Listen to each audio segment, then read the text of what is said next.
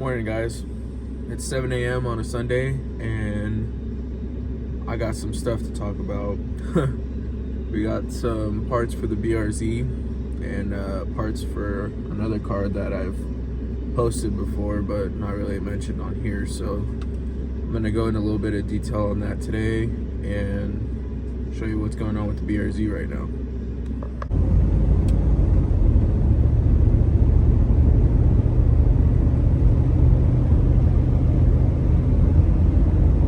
Alright guys, so we made it to the garage.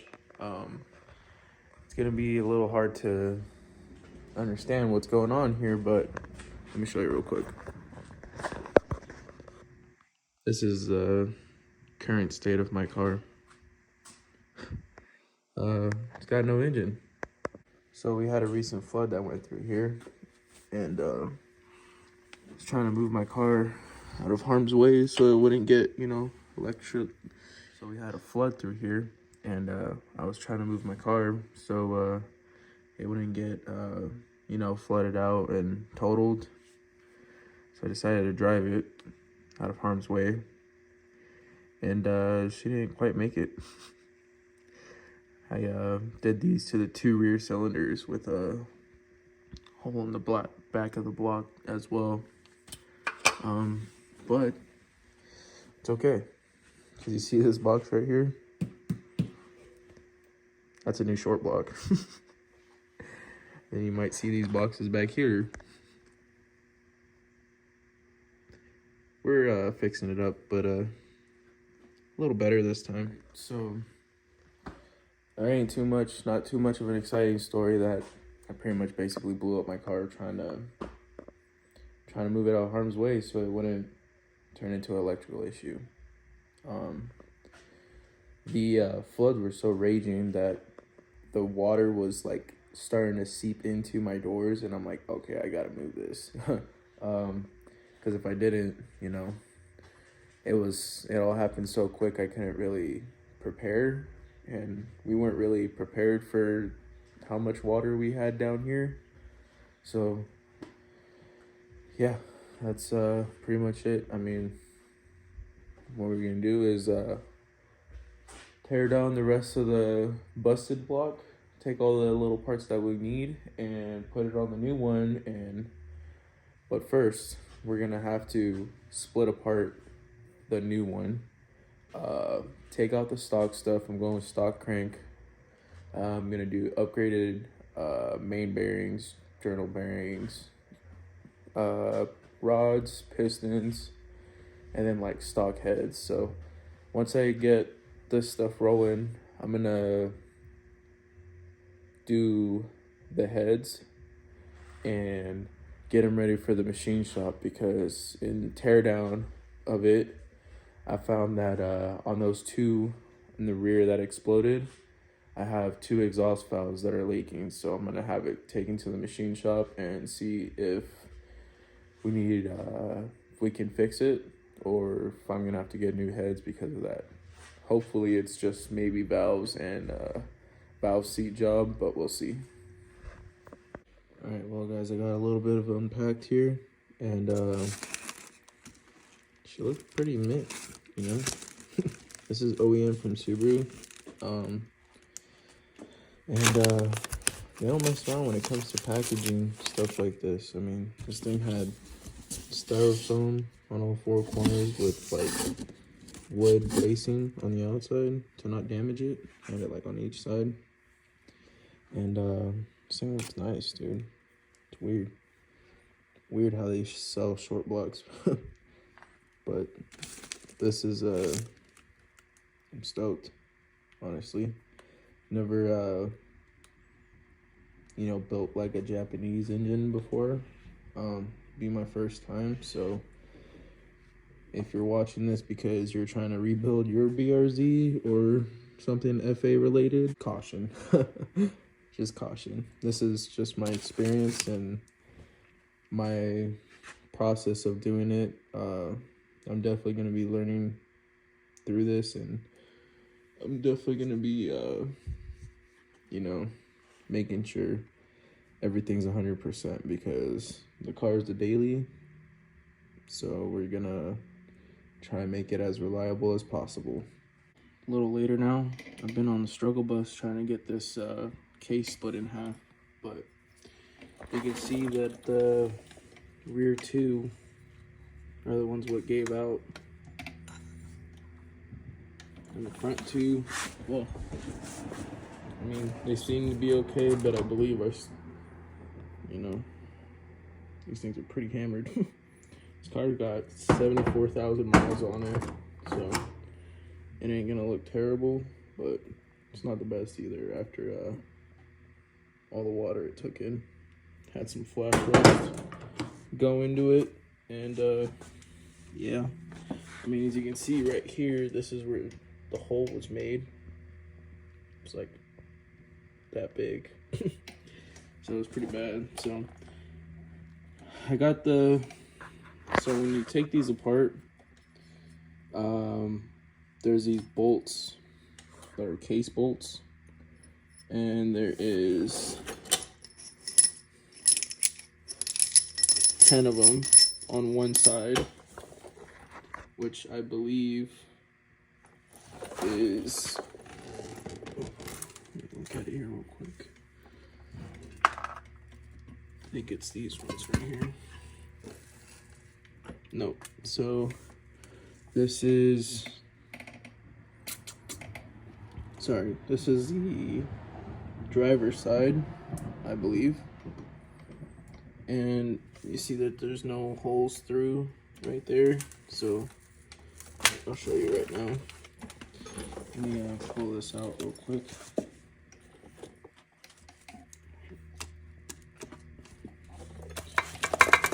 Apparently she just doesn't want to leave.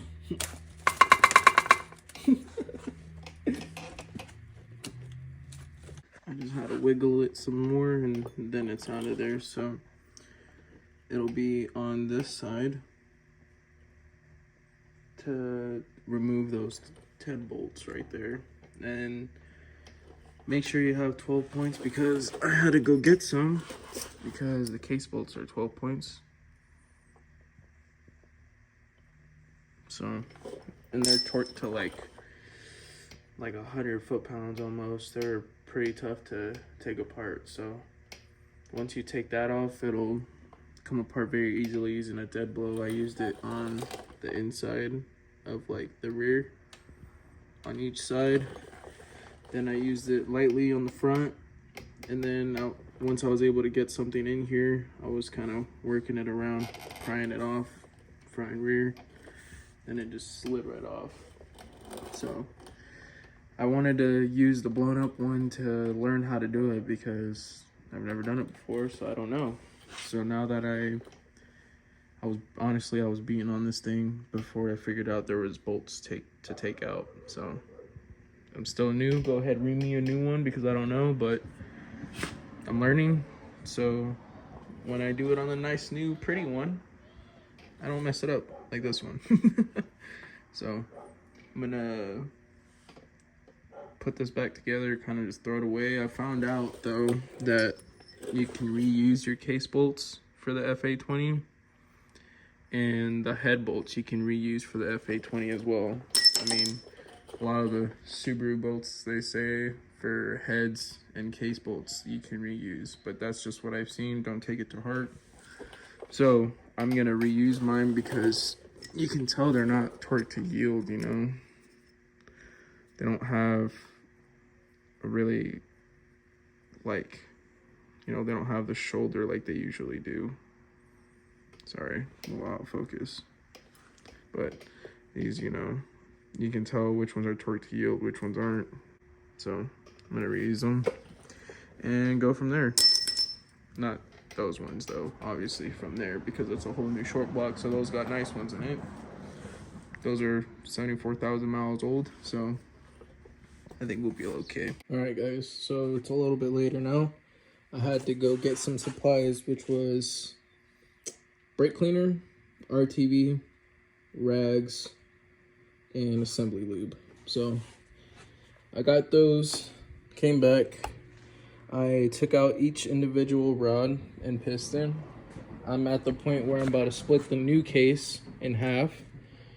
And once I do that, I'm gonna start grinding down the piston rings a little bit for the application I'm gonna use it for, and then assembling them and putting them back into this.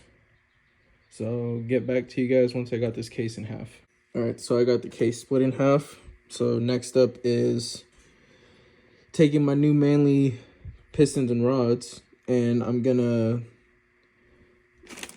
file them to the correct size of what I'm gonna be using it for. And right here on this little dandy little paper that you get with doing this, all the instructions are on here. I mean, it tells you everything. So I mean, right here it says for high, medium, mild, extreme. I think I'm gonna go with like medium or mild, I'm not sure. It's not gonna see any more than 10 pounds, so I might just do mild.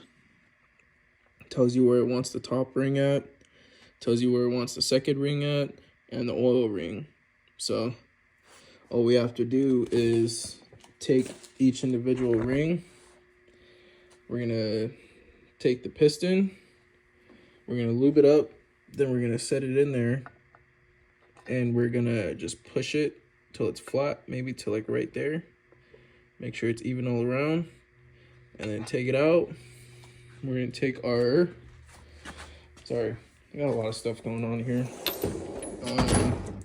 We are gonna take our feeler gauge, measure the ring gap in between, and then file accordingly. So I'm gonna set it up, the first one. I'm gonna show you to measure it, how to measure it, and then after that I'm gonna file it down if needed, and I'm pretty sure I'm gonna have to. So this is the little tool I got off of Amazon from watching another guy building like a WRX motor. So I got this for like 30 bucks, so it's not too bad. So going based off of this, I'm gonna be doing the mild boost, which is the gap of 0.005 thousandths. So it could handle, I mean, I doubt I'm gonna go any higher than 15 pounds, so I just wanted it to be a little more peppier than what it is. So I have the ring down here, which is the top one on here, the top one, and it tells you, Manley Performance tells you, it shows you which way it's supposed to go, with this being the top of the piston. So I have it set in here just like how the piston would be in there. And I use the feeler gauge to, you know, figure out how wide the gap needs to be. So I think I want to say that this one, sorry, I have to look at it. So it's in there. And you're supposed to feel a little bit of a tug, but 4 thousandths is too big. Kind of have to force it in there, and 3 thousandths just slides up and down. So that's what you want to do, is go with the little bit smaller one. So I'm going to say that the rings, well, this ring is at 0.3 thousandths. So I'm going to have to, believe, go up 2 more, which is 5 thousandths. So I'm going to do that. So I'm going to take the ring out and use this thing right here. I'll just get it to the gap that I need it to be at. So I'm gonna do it with this first one, and then I'll show you what else I'll be doing once I'm done with all 4 of these. It's gonna take me some time, so that's all for right now, and I'll pick up on it later when I'm ready to show the next thing. Side note, it's Sunday, so Saturday, yesterday, I acquired a few things. There were some sacrifices made. If you can see that, you can tell what this is for. And to officially announce it on the YouTube channel, I got a 240SX. So the front end's been cut off, so I bought you know, a stock front end for it. So I'm gonna be trying to mate them together so I can actually fit some panels on it, some fenders, front bumper, do all that. The car came with no glass besides the hatch, and these all have glass in it, so that's why I picked up what I picked up.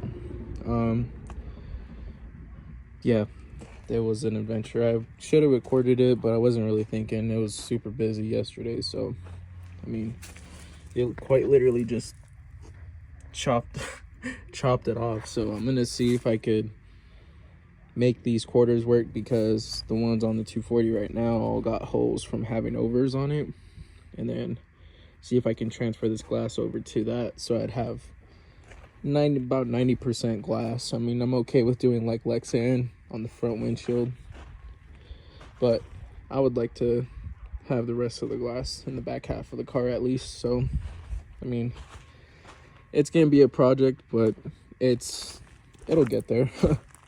And it's not just like any 240. I mean, it's gonna be swapped. So I bought it with a 5.3 LS. I mean, call it LS, it's not, but it's got a 5.3, and I'll be working on that soon. Just wanted to put that on hold for right now to fix this thing. So once I fix this thing, we'll get the ball rolling on the 240 and start acquiring parts, and hopefully put it together soon and get it ready for some racing at the track. So yeah, and also there's a little surprise too for the BRZ, but we'll talk about that another day. But for right now, got to get the heart back into it and get it running, and then we'll go from right there.